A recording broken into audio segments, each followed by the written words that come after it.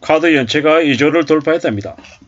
신용대란이 되살아나고 있다는데 사실상 2005년 이후에 지금 20년 만에 최대라고 얘기합니다. 고금리 충격 때문에 이제 그 위험이 점점 커지고 있다는데 벼랑 끝으로 내몰린 이제 지금의 상황인 거죠. 앞으로 어떻게 되겠습니까? 앞으로 어떠한 상황들이 닥치겠습니까? 앞으로 우리네 삶은 점점 참혹해진다라고 보면 맞겠습니다. 이게 개막장이죠, 개막장.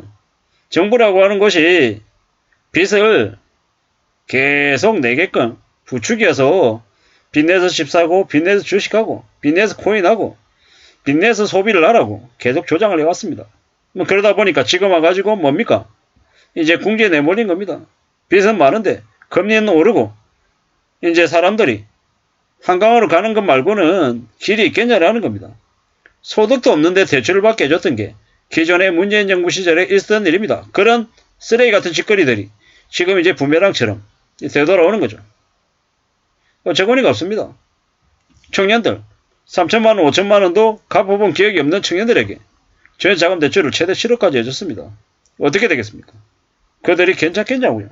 괜찮을 수가 없다라는 겁니다. 2030들에게 1억, 2억을 너무 쉽게 생각하게 만들었습니다.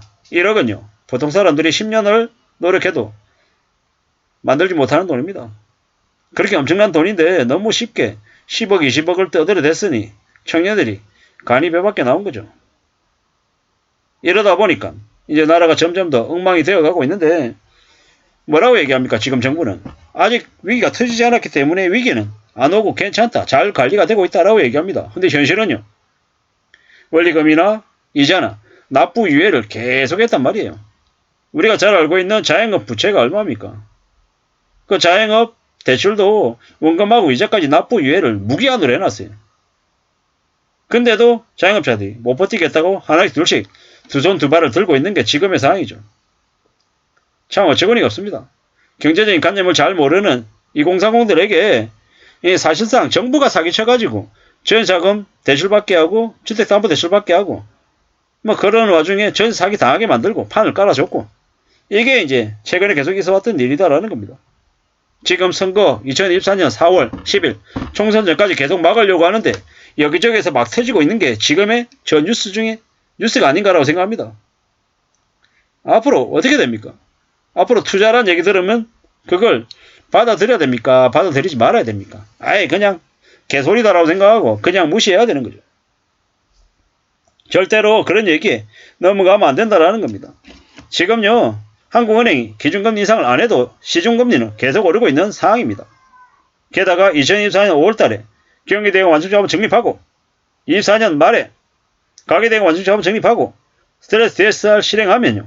지금보다 대출 이자가 4% 이상 오른다라고 생각하는 게 맞겠습니다.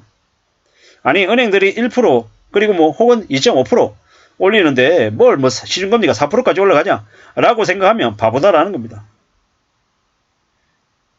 2.5%는 확정된 거고 4%의 시중금리를 올리는 거예요. 모든 사람들에게 일괄적으로 대출금리를 4% 올릴 수 있는 게 아니죠. 신용도가 좋은 사람에게는 대략 금리를 낮춰줘야 되는 경우도 생길 거고 어떤 이에게는 2% 올려주고 어떤 이에게는 1% 올려주고 어떤 이에게는 최대 4%를 올려준다라고 보면 맞다라는 겁니다. 저는 항상 최악의 경우를 생각하고 최대 4%까지 올린다라고 보는 거고요. 그러면 이제 대출 이자가 5%에서 뭐 예를 들어 8%다 구간이 그러면 이제 나중에는 9%에서 12% 되는 거예요. 심하게 말씀드린 거예요. 근데 아마 구간은 5%에서 8%이던 대출금리가 뭐 예를 들어서 뭐 7%에서 뭐 12% 되거나 뭐 이렇게 되겠죠. 근데 이제 확실한 거는 최저금리로 이렇게 적용받는 이들도 점점 줄어들 거라는 겁니다. 정부가 보정해줘가지고 지금 뭐 2%대 대출 금리로 이자를 내고 있는 사람들 나중 시간 지나면 정부 돈 없어가지고 정부가 보조해주는 거 다 없어지고 그냥 대출 금리 4%면은 그냥 4% 다 내야 되는 거죠. 4% 5%만 내도 감사하다라고 생각하면서 살 겁니다. 저금리 함정이 무서운 겁니다. 저금리로 쉽게 대출받게 해놓고 나중에 금리 팍 올려버리면 그러면 이제 이자의 허덕이는 금융노예 되는 거다라는 겁니다. 사기당한 거다라고 봐야죠. 누구한테 사기당했습니까? 정부한테. 관련 업계 금융업계한테. 카드 쓰고 난 다음에 못 갚겠으면 뭐 10%만 내고 90%는 미루세요. 리볼빙. 뭡니까? 사채 수준의 금리를 요구하잖아요. 그냥 잡아먹겠다라고 그냥 작정한 겁니다.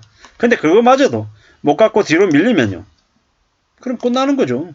벼랑 끝에 내몰리는 거죠. 무서운 얘기입니다. 신용불량자.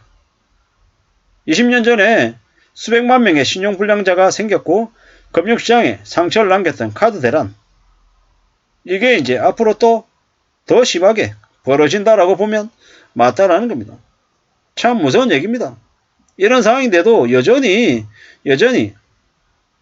정신 못 차리고 투기해가지고 돈을 벌어야 된다라고 생각하는 이들이 여전히 이됩니다.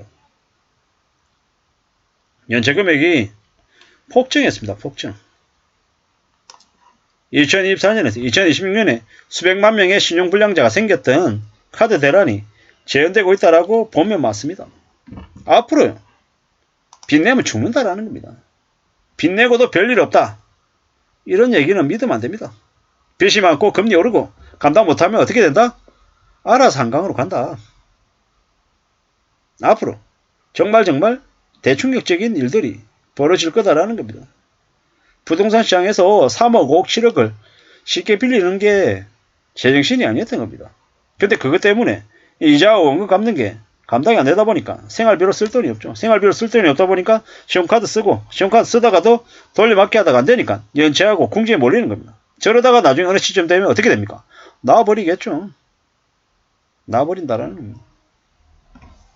앞으로 더 충격적인, 더 놀라운 일들이 계속될 것이다라고 보면 맞을 것 같습니다. 너무도 심한 폐악실들이 계속 있어 왔습니다. 앞으로도 계속될 것 같고요. 저 무서운 무자비한 상황 속에서 우리의 보통 사람들은 어떻게 살아야 되겠습니까? 생존을 최우선의 과제로 생각하고 지내야 됩니다.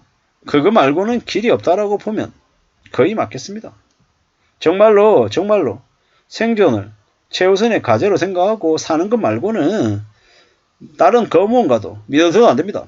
그리고 조금이라도 만약에 자신이 조금이라도 금전적인 경제적인 여유가 있다라고 하면 절대로 티내서는 안 됩니다. 잘못 티를 내는 순간 그게 부메랑으로 돌아와서 범죄의 표적이 될 수 있다라고 생각해야 됩니다. 사는 게 얼마나 무서운데 쉽고 만만하게 생각해서도 안 되고 쉽게 금방 뭔가를 이룰 수 있구라는 생각도 하면 안 됩니다. 지겹게 지난하게 오래 걸립니다. 그게 과거에도 그랬고 지금도 그렇고 앞으로도 그렇다라고 생각하면 맞겠습니다. 전체적인 큰 흐름을 내다보고 움직이는 게 필요하겠다라는 겁니다. 사람들은 귀찮은 거 싫어하고 간단 명료하고 확실한 큰 수익을 바랍니다. 그런데 현실 세계에서는 큰 돈을 쉽게 벌 수 있는 길이 있다 없다? 없다. 안전하고 합법적인 일 중에 큰 돈을 수월하게 벌을 수 있는 일이 있다라고 생각하면 그가 호구고 바보 등신이다라고 생각해야 되겠습니다. 이상입니다.